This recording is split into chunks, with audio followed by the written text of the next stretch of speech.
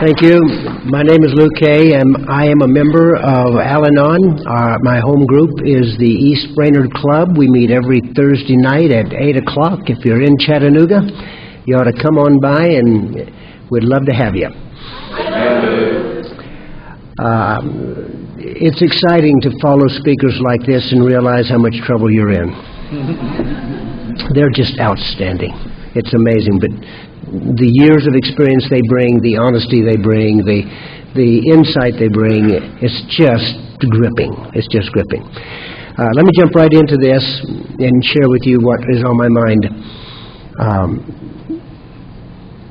I learned the rules of life from people who really didn't know they had rules in life, but they passed them on to me. And I learned them well, even if they weren't very effective.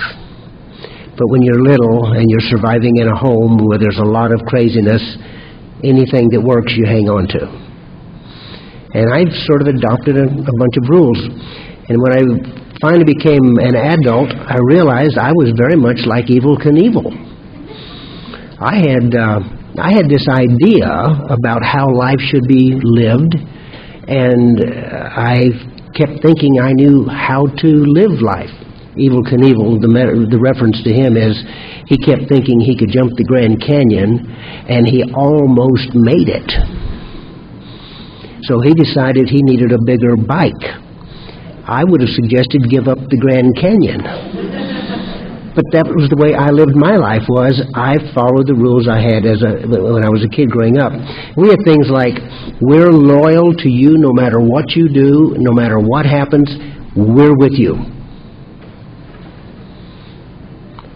We keep secrets. You ever had any of that happen? We don't talk about what happens in the family. We keep that inside the family. We pretend like it didn't happen. I could go on with this discussion except to tell you that the reason I learned those rules from my mom was because she was the daughter of an alcoholic, and he had rules, and he was the kind of person that when he drank, he became mean, and when he became mean, he would be physical, and he would harm those in the family, his wife as well as the kids. And what she learned as a child on how to survive, by the time she left home, she had me as a child, and she only knew to teach me what she had been taught. It was passed from her family to her, and from her to me. It's a family generational disease. It gets passed on. But it doesn't change the fact that those were the rules that I learned, and I thought that was how I was supposed to behave in life. And as I got older, I was up in my teens, I had a circumstance or two that happened that just sort of affected me dramatically. I got involved with a church, and this was a religious group, and I'm going somewhere with this. Be patient with me. And this church group had its own set of rules, and they were different than the rules I had been taught at the house. So I bought into these rules, and it was a very small group of people that were absolutely convinced they were right and the rest of the world was wrong. And that's what they believed in. I bought into that.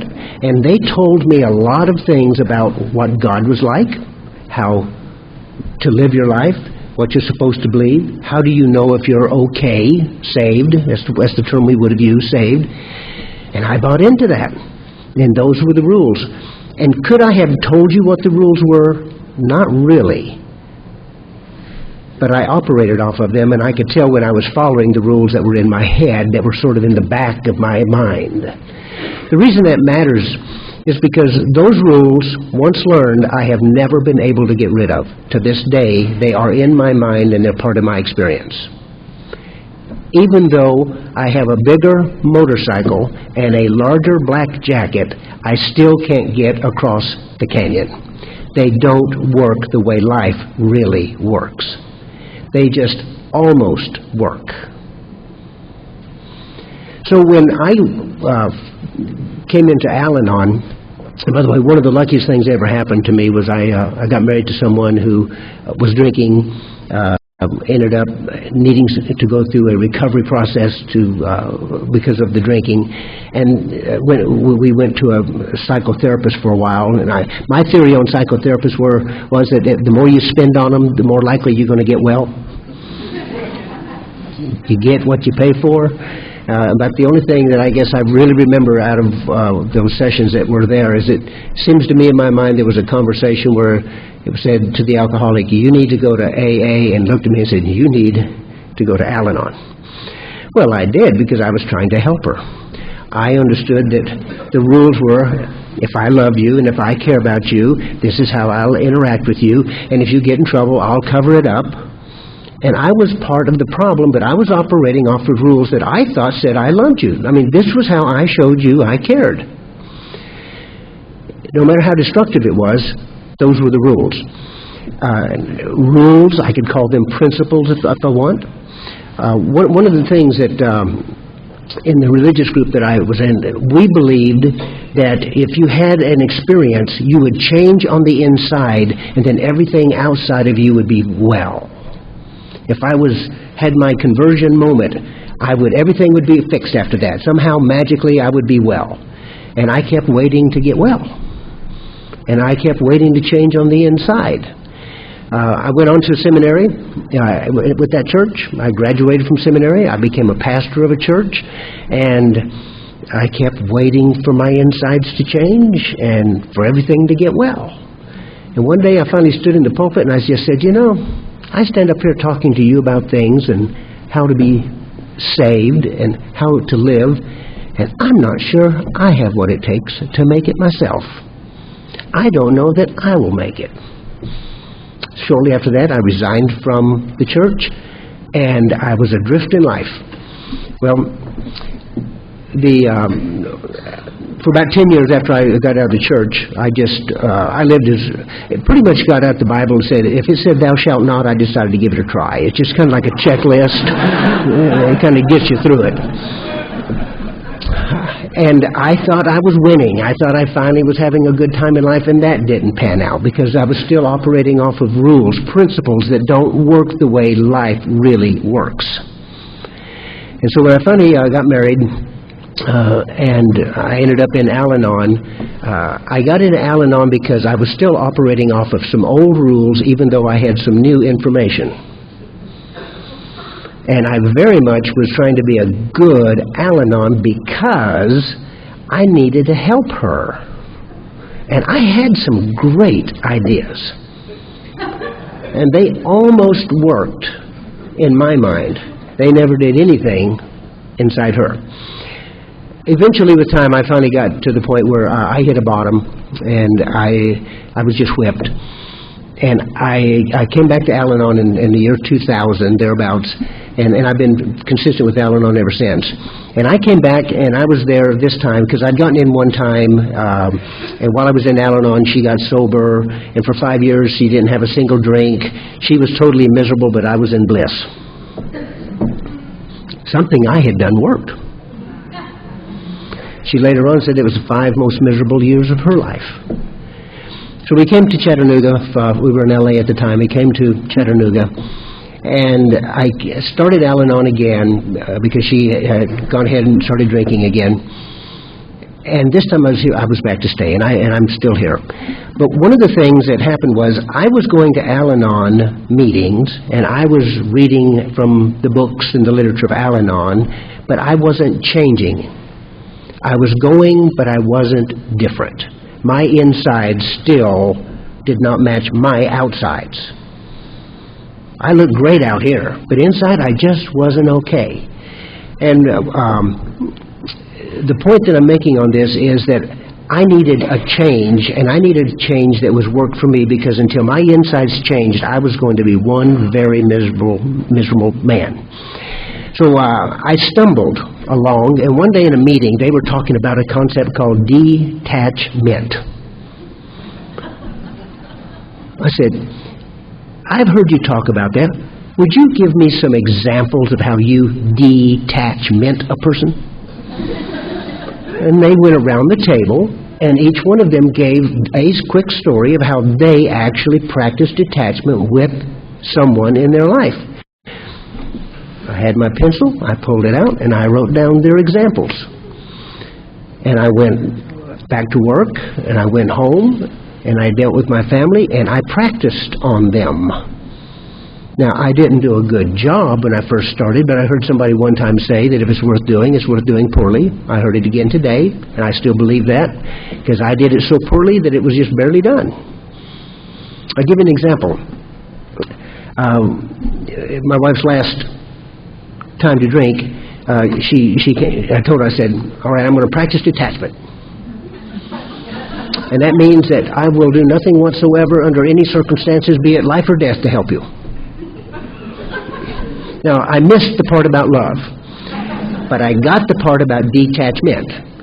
And she was standing at the top of the stairs. She said, well, would you take me to a treatment center? I said, okay, I'll do that. So we got in the car, we drove to the detention center, and I said, well, on the way, I said, which one? I'm not choosing. Okay, she named one. We got there, and she said, would you help me inside? I'm struggling. I'm physically unable to hardly walk. I said, no, I won't do that. I'm detaching. Real story. She said, well, would you ask one of them to come out and get me? Okay, I'll do that. I went in, I got one of the people to come out. They helped her in, and they said, we need you to fill out this paperwork. I said, not me. I'm detached. My wife did her best to fill in the paperwork, literally. Finally, they got it finished and said, we need you to sign. I said, I'm not signing anything. I'm detached. So she signed it, and they looked at me, and they looked at her, and they said, we're going to put her in your car, and you are no longer involved. You're just going to drive her to the center, you're going to take her in, and we want you to leave. And you can practice your detachment. They didn't say that, but that was the attitude. But the fact is, detachment was an incredibly important thing for me to experience. As poorly as I did it, it was probably the only contribution I actually made to my wife's recovery, was to get out of her business. When I think of step one, as Al-Anon has become part of my life, I realize that I am powerless over alcohol. I also realize I am powerless. I mean powerless. I do not have the ability to change the insides of another human being. And that is what I had been trying to do all of my life, was to change you so that you would be okay in some way, and I could be okay because you were okay, because unless you were okay, my rule said I wasn't. Detachment. I also noticed that there were other principles they talked about, boundaries. So I went into a meeting and I said, you talk about boundaries in Al-Anon. Would you tell me how you do boundaries? I had my pencil and paper ready. We went around. I said, by the way, not that I was trying to be controlling, by the way, I would like for you to give me an actual example of what you did and how you did it. I wrote that down, and I started practicing boundaries. And at first I thought boundaries were for them, whoever them was. And then I found out boundaries were all about me. Where am I? What do I do? What will I not do? How will I do it? How will I not do it? Because this is what I believe and this is what I need. It was interesting to see using those on the job. It was interesting using those with my family. But the point is that I actually found that when people would tell me how to do it, and I went out and did it, things happened. Before this, I would think about it, and I would hope you would finally change. There's a big difference in those two. I learned the rules of life wrong. I came into Al-Anon, and you started sharing with me new principles, new rules, and how to do those. Now, I still have the old rules, but today I have a choice I've never had. I can use the new rules and the new tools instead of the old rules and the old tools, even though I have both in my mind now. And sometimes the old rules still show up. They still come back. back, but I have a choice that I didn't have before. And someone told me one time, the company I work for, but actually the company I used to work for as of yesterday, they gave me some training, and one of the things they trained us on was with a psychologist. We were a pretty sick bunch. We needed a lot of help. And they said, one definition of mental illness is a lack of choice. If you have one answer to every question, something's wrong, and it won't work very well. And Al-Anon started giving me choice, where I had never had choice. Because I actually knew the rules of Al-Anon. I could not know the rules that I had been taught as a child, and I didn't really understand the rules I was taught when I was in that church. I couldn't have articulated those. So as I went through this, and this is the point that I would like to get to on this, is I found that when I look back on this, I was so caught up in relationships that were all tangled and gnarled that I would actually get a buzz after kind of a high off of rescuing. I don't know if you've ever been there. Wow, I really bailed her out of that one. One time, my wife came to get me at the airport. It was wintertime. It was raining in Chattanooga. I got off the plane. I was in L.A. at the time. I got off the plane. We were engaged. Well, we were dating at the time, I think, actually. I don't know if we were engaged or we weren't married. I remember that much. The point being is that I get off the plane, I walk down the concourse, and there she stands, the woman of my dreams, and she's soaking wet up to her neck and dripping on the floor. And it's cold, and she's sitting there like this. She's standing there. I said, "What happened?" She said, "My car, I got in a puddle and it killed the engine." I said, "Okay, let's go fix that." Suited me. So we jumped in my car and we went out and we looked and we found her car, and you could see the headlights under the water. That was a puddle. Well, guess who's going to try to fix this? Yeah, that's exactly right. But the point being is that I found that I don't have to fix other people anymore because I can't fix another person's insides. They have to fix themselves. I have to fix myself. The other thing that I discovered was I couldn't fix myself. And that was a shock, by the way. I was a little dismayed by that because if I can't work on you, what is this thing about me not changing me? And it turns out I need help. By myself, I can't do it. But with you, I can do amazing things and change. I will not be successful in this program by myself. I need sponsors, I need sharing partners, I need people in meetings that will tell me the truth. I need people that will sometimes just listen to me and say, "Oh my God, I can't believe he's saying that." But they let me, because in Al-Anon there were no musts. And in the church I came from, everything was a must. Today, I have some choices that I did not have in the past, and it makes a difference.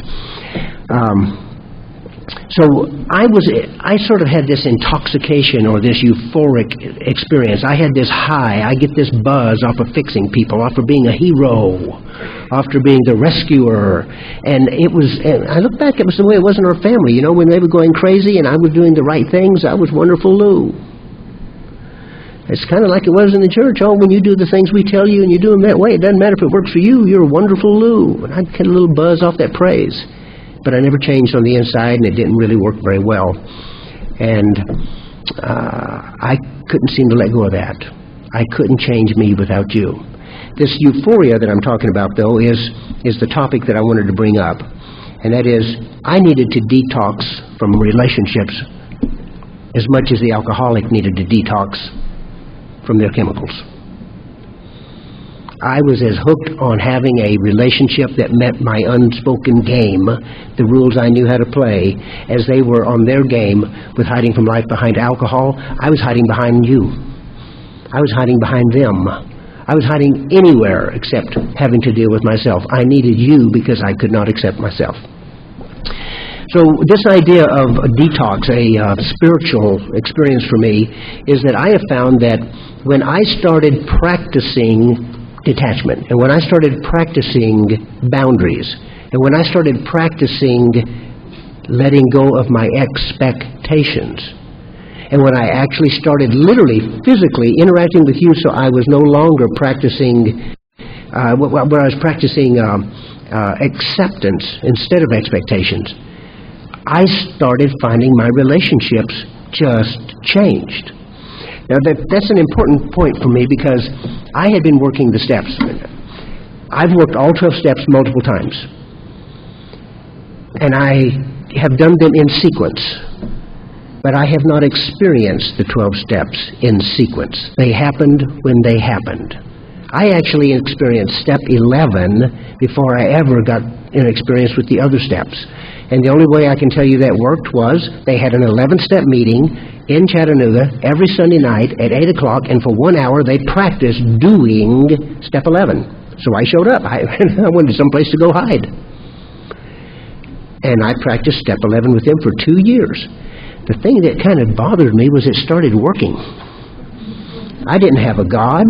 I didn't believe in a higher power. I believed in you. I believe you did. I believe I could trust you to be an influence on me.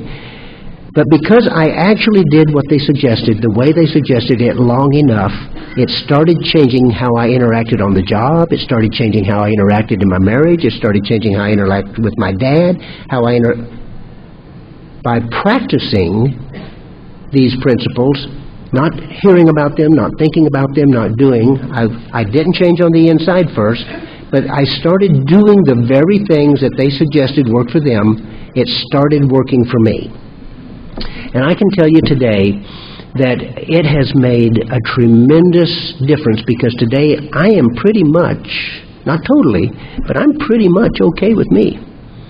Whether you're okay with me or not still matters, but it's not sufficient any longer. The other thing that I would say is that there are people that over the last couple of years have said, "Hey Lou, you know that stuff you talk about, that detox, that Al-Anon detox, not the AA detox. I'm not talking about alcohol. I'm talking about me and my craziness in my relationships that I get buzzed off of. The drama was just intoxicating at times. Even though it was scaring me to death, it was still a buzz." And, you know, I'm a broken thinker. When I was a kid, I was about 8 years old, and I was up in a hay mall, and there was a girl there that lived next door to us, and I wanted to show her that I was Tarzan, so I grabbed a piece of twine and I swung out the door of the hay mall, and it didn't hold up. So I plunged all the way down and landed on a bunch of tire rims, and I broke both arms, and I looked down and I said, "Oh my, there are new angles." I have an extra elbow right here right now. It just looked kind of different. And I thought, well, I'll never do that again. I was 35 years old. I went up to a set of cliffs up on Chickamauga Lake in Chattanooga, Tennessee, and I looked down because I'd heard people had always jumped off those cliffs, but no one knew anybody. I said, "I'll do that." The people in the boat were small. Looking down, they were small. There was something wrong with this. But I was so afraid of not jumping because of what they would think, I just leaped. It wasn't one of those good decisions. You know, they pulled me out of the water. The bleeding finally stopped. You know, it was stuff like that. I'm a broken thinker. I sometimes think I've learned my lesson, and all I'm doing is waiting to let it show up in some other way. It happens in my life.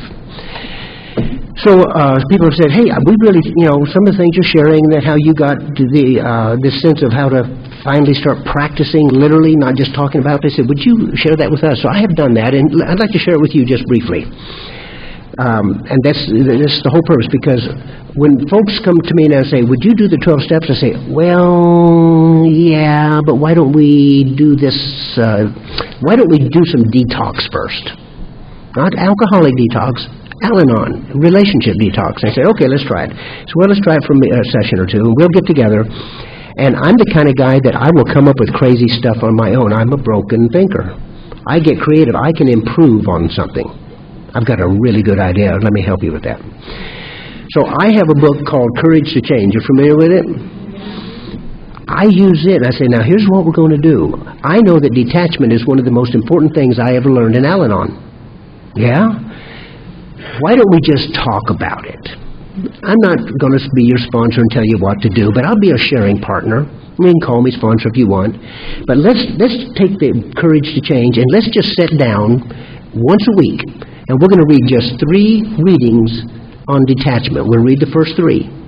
And we're going to read the first one and go real slow, because I'm a slow listener. And they'll read it out loud. We're sitting in Panera's or Starbucks, so we don't talk real loud. But we read it out loud. And then I'll say, was any of that sticky for you? It kind of stood out to you. You sort of related to that. And they'll relate to it or not. They will say, okay, let me tell you what I got out of that for me. I don't know what you're going to get out of it. I'm not here to change you. I'm powerless to change your insides. But I can take action. I can practice these principles. Then we'll come back the next week and we'll read the next 3 readings. So they'll read, I'll read, they'll read. Next week you get together, they'll read, talk, I'll read, we'll talk, then they'll read.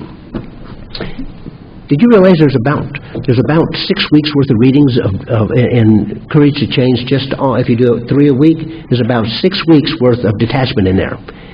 But detachment is so important. In the book How Al-Anon Works, it says it is so important that even if you have to make amends later for the way you detached, detach. It's that important.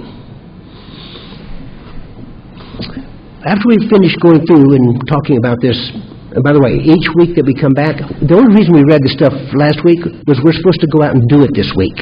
And then when we get back together, I say, tell me how you did it this week. Oh, well, I did this, I did that. Well, I didn't do much. Okay, that's up to you. Let me tell you what I did, because I'm practicing too. What did you do this week on detachment? Well, from the 3 that we read last week. And then you would share. After we've gone through about 6 weeks of talking about practicing detachment, some of these people are just really detaching. They're doing it more gracefully than I did, but they are detaching. Then we will move on to boundaries. And we will, by the way, in Courage to Change, there's only 2 readings on boundaries. But boundaries are just a special kind of detachment. And we'll go through that, and then we'll go out and we will practice setting boundaries for ourselves, and we come back and we talk about this. Is this making sense to you, that practicing is more important than talking? Doing something with it poorly is more important than waiting until I change on the insides and I'm ready to go get it. Practicing these principles is the mechanism that my insides finally began to change from, because I didn't have to keep reinforcing old rules. It just didn't work, but I didn't know any better. I have choice today, and this allowed me to have choice over and over and over for weeks. One of the problems I had when I first came in is they would talk about something wonderful, and then I wouldn't hear any more about that for 2 months. By then, it was out of my head. I mean, it was gone. It was lost in the noise of my thinking. One of the things I can tell you about the 12 steps for me, that practicing the tools and how they're different, is when I have done the steps mechanically, each step took away something that was really noise in my mind. And by the time I've gone through the steps, I don't have nearly as much chatter. In fact, there are people I used to talk to in my mind called judges and cops and other things that aren't even there anymore. I am kind of alone up there, and I have gotten rid of a bunch of stuff. One of the great gifts of Al-Anon was I was in an Al-Anon meeting one night. It was the 11th step meeting, by the way. I think it was. And I finally opened up and told her how much I hated my mother. I was so angry at that woman. I told him that I actually thought she was worse than Adolf Hitler, but I think I might have exaggerated that a bit. But that's how I felt. And I opened up and I explained what happened and how it was, and that when she had been dead for 8 years. And they said, whoa. Are you angry at this woman? Yeah. She's been dead 8 years and you're still angry at this woman? I said, yeah. I said, you've made a god out of her. She controls you from the grave. I was so shocked by that. I was so stunned. I don't even remember walking out of the meeting, but I stood outside the door, and it was my first spiritual experience. And I said, Mom, I will let you go if you will let me go. And it just fell away. I have not had any more of that in my life with her. In fact, I would tell you that today, my mother lived a tough life, and I was lucky that she took care of me the way she did. When she was in the 5th grade, they pulled her out of school and put her to work in the cotton mill. Her dad, who was an alcoholic, was so bad that she was ready to marry anybody that would have her to get out of that family. She married an alcoholic of all things. Can you just imagine that? She had 3 kids by this person, and the man was out running around, brought women to the house while my mother was there with the children, and she finally said, I won't live this way, and she, with a 5th grade education, left. She got married to my dad. I'm a second marriage from my mother, and she took care of me, she raised me, she fed me. All I could see was what I saw, and that was me, and my set of disconnects. I let her go, she let me go, and today, if she was here, I would tell this story, and I would want her to hear that last half. I would not want her to hear just the first half. So each of the steps have taken away something in my life.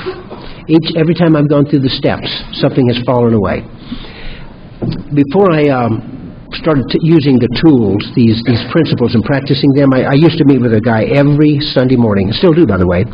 We've been doing this since 2005. And I would come in and moan and groan, and I would complain. I'd talk about my wife, and I'd say, I did this, I did that. And he said, well, how's it going? And I'd moan and groan. I was a victim, and she would do this, and I'd fix it. Or finally, one day, he just said, we've been doing this for several years now. You know all that stuff you've been fixing? I said, yeah.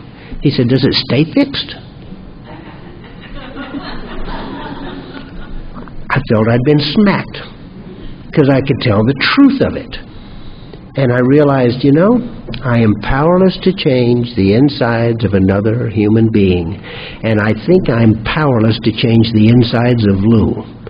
But I am not powerless about following new rules if I want to. That's my choice. So today, what I have is, I probably have about 8 people here that we do this kind of an activity with. There's only so many people you can do one-on-one with. And about half of them are AAs, and the other half are people that have never had a problem with alcohol as far as drinking is concerned. And did you know, it doesn't seem to matter whether it was AA or whether it's a non-AA person. It's all about the relationship, and they're all about relationships too. And they get it. It's amazing how they're just going out, and they're doing stuff, and they're coming back. I've got 2 people I do this on the phone with. One is up in North Carolina. And we, for a little over a year now, have been going through the Al-Anon every Sunday night from 8 o'clock to 9 o'clock. And this guy is just growing like a weed. He even sat down and made a contract with his wife. Now, see, I like mechanical things. This is good. He made a contract with his wife about what they as a couple won't do when it comes to their alcoholic kids, so that they could work together and be on the same page, and they had their boundaries, and they wrote them out, and they talked about them until they were both happy, and they are having a time of their life because they no longer have this unspoken set of rules about, well, I've got to help them, and I know they're going to waste the money, and I know they're going to get in trouble again. We have a better way. We have a better way. So I'm here to suggest to you today that I think I am particularly fortunate that I stumbled into Al-Anon, that I'm particularly fortunate that there were Al-Anoners who said, you don't have to do any of this, Lou, but if you want to, we'll help you. I'm particularly lucky that there were Al-Anoners that told me how they did detachment and how they set boundaries and how they practiced acceptance, and I could go try it as an experiment. And I'm just grateful that today I can pass on what you gave to me, and it detoxes me. I have a life that's just emotionally and mentally healthy compared to where I was. So I wanted to share with you today that I am more than just grateful. I am a practicing member of Al-Anon, and anyone that I have in my life, I share that with them, and if they want to practice it, we'll practice it together. And what I really like about that book, by the way, you remember I told you about the 3 pages we do? The reason I read it out loud from Courage to Change is because I know that has been reviewed by hundreds of people who say that is a true experience for some portion of Al-Anon. And that's safe. That's been vetted and is conference-approved literature. I used to think conference-approved literature is about who's going to get the money. I now realize that's to protect me from me. And we will read what's right in the center of the road, and then we can talk about anything we want to about what we got out of that reading. We go to the next page, we read it, we're right in the center of the road, we can talk about anything we want to about that, and I share my experiences, good or bad, and they share theirs. This has been a great way of life for me, and I am a broken thinker, and I have rules that will have me thinking I can jump the Grand Canyon, and I think that getting a bigger motorcycle might do it, but they never worked for me then, and they don't work for me today. And that's okay, because I have a brand new set of rules. And I have the 12 steps to take away the noise in my life. I have the tools that will allow me to get out of the craziness, the life that I was living that was insane. And I close with this. I never found the steps to be all they could be for me until I got out of the noise of my intoxication with my relationship. I had to get clear before I got as much as I could from the steps. My name is Lou. My name is Lou, and I am with Al-Anon. Sure.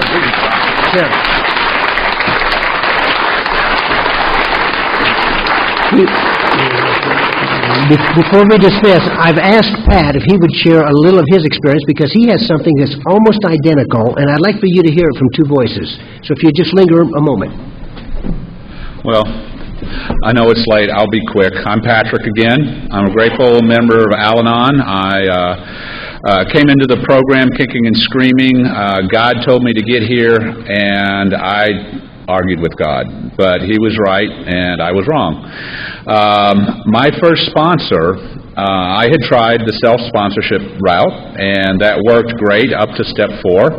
Couldn't seem to figure out how to do step 4, so I found a guy who had what I wanted, and I asked him to help me with step 4. And he said, "Oh, sure, I'll be glad to help you with step 4. Now, let's talk about step 1.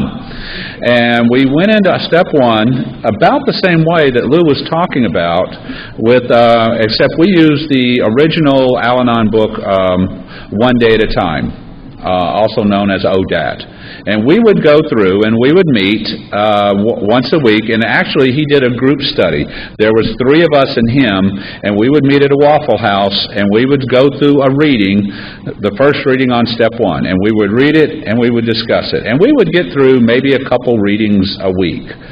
And we would meet each week. Well, do you know how long it takes to get through step 1 on doing just 2 readings a week? It takes a long time. And I thought I'd already done step 1. I thought I knew what a powerless was.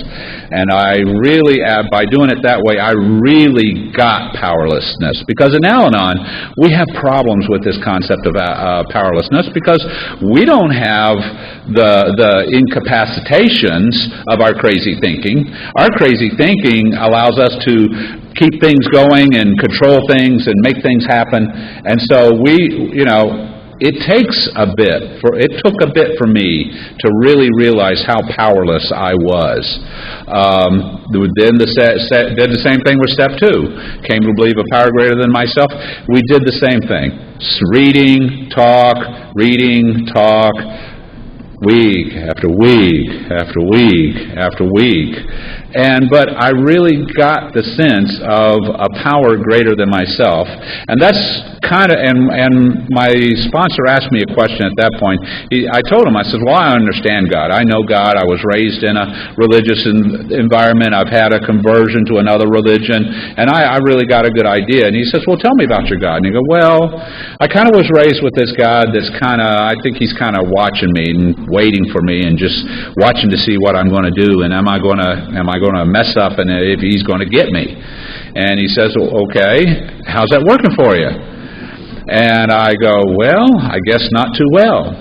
And he said, well, then I'd fire that God and get me a new one. And I said, okay, God, I know that you're there because too much has happened, but I'm going to release all idea of what I know about you. And that was the beginning of my spiritual awakening. At that point, I started seeing God show up in my life, doing different things that I never expected. I had never seen before. And either God had always been doing those and I was ignoring it, or all of a sudden, he started doing stuff. And I'm going, whoa. And then when I turned my life and my will over to the care of God, and I like what I heard earlier this weekend, about life is a series of surrenders. And I was able, with this new understanding of a new God, I was able to surrender myself more. And how this played out and how I've applied this was this, I started in '03 was when I started in Al-Anon, and in '07 my wife kind of got sick. But she never would go to the doctor because she could always figure out, she says, well, why do I want to go? Because I know what's wrong with me, and I don't want to pay him money to tell me what he's going to tell me. And I said, and what school of medicine did you graduate from? She eventually got so bad in the summertime, she went to the doctor, and this was about 9 months after she had been not starting to feel well. And he came back on August 28th of '07, the diagnosis of angiosarcoma, which is a very rare but very aggressive cancer. And I asked the doctor, I says, wow. I says, well, tell me, how does this work? How do we, how does the progression, what's the progression of treatment? What do you do? Then what do you do? Then what do you do? And he goes, well, that's not how we treat cancer. We look at her, we evaluate her, we see right now what's the most important thing that we need to fight. And we fight that with all we got, and then once we get past that, then we'll look at her again and look at what's the next thing to fight. And I say, so you just do the next right thing and leave the rest to God? And he goes, well, yeah, I guess so. So we did the next right thing, and it ended up that after a 3-month fight, she passed on November 22nd, '07. And I really felt powerless. I knew powerless. But since I had had the spiritual awakening, after finishing the 12 steps with this sponsor, then I said, okay, God, I'm powerless. I really am powerless here, and we'll just walk forward with it. So I walked some more and went through and grieved her a whole year, got back into the singles world. Singles world's changed a whole heck of a lot than when I was single last time. Facebook, texting. I had to get a new cell phone plan. My cell phone plan, I was paying 20 cents a text for the 1 or 2 that I got a year or something. Not as a single. You get 1 or 2 a morning, So, new cell phone plan. I mean, a lot changed in my life. But what brought me to Al-Anon was this idea that I would be happy because I would make a woman in my life happy. And I needed a woman in my life.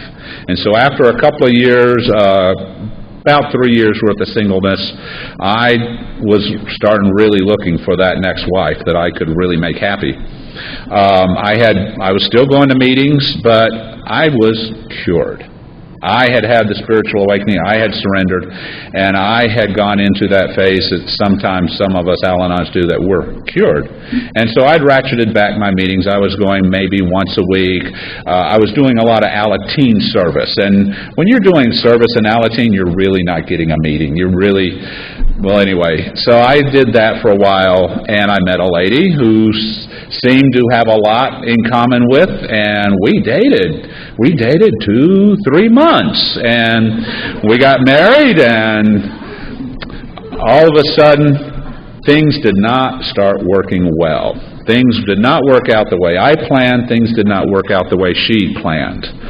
And about 9 months later, she announced that the therapist had said, yes, we know exactly what your differences are. They're very big differences, but with enough work and enough change, you both can come and meet those differences. She said, I've got a gentler, softer solution. And she left. I started going back to meetings, and I'm going, I need a white chip. And I was back in Al-Anon, and I realized through that relationship, and I almost really believe God led me through that period because I got to experience the breadth and how wide the God-sized hole in me is. Because I was trying to get a woman to fill that God-sized hole. And I thought that I could have a woman that would fill my God-sized hole, and I realized, no, it's going to only take God to fill that God-sized hole. And so I had another level of surrender, to surrender that God is the only one who can fulfill that God-sized hole in me, and I just need to keep walking with Him. So now I'm back in the singles world again. I'm not looking for a woman to fulfill me anymore. I got God, I'm cleaning house, and I'm trying to be of service and help others. And so the way I say that is that my job description is to clean up, show up, be of service, and leave the rest to God. Thank you. I'm Patrick. We're going to close with saying the Lord's Prayer, and we'll end with a hearty Amen.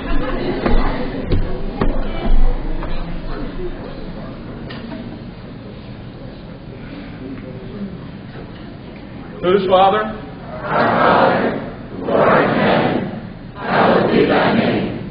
Thy kingdom come, thy will be done, on earth as it is in heaven.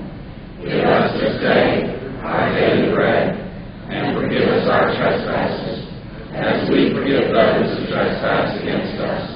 And lead us not into temptation, but deliver us from evil. For thine is the kingdom, the power, and the glory,